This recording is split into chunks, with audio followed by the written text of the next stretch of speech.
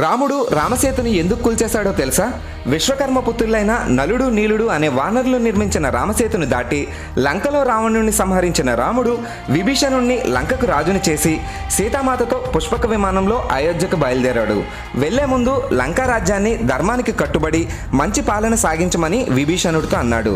అది విన్న విభీషణుడు, నీవు చెప్పిన మాటని తూచా తప్పకుండా పాటించి ధర్మబద్ధుణ్ణై లంకను పాలిస్తాను, కానీ లంకలో రావణుడు లేడు అనే విషయం తెలిసిన ఎంతో మంది రాజులు నీవు నీ వానరసేన భరతఖండం నుండి లంకకు నిర్మించిన రామసేతు దాటి లంకపై దండెత్తవచ్చు, కాబట్టి రామసేతును కూల్చేమని రాముణ్ణి విభీషణుడు కోరాడు.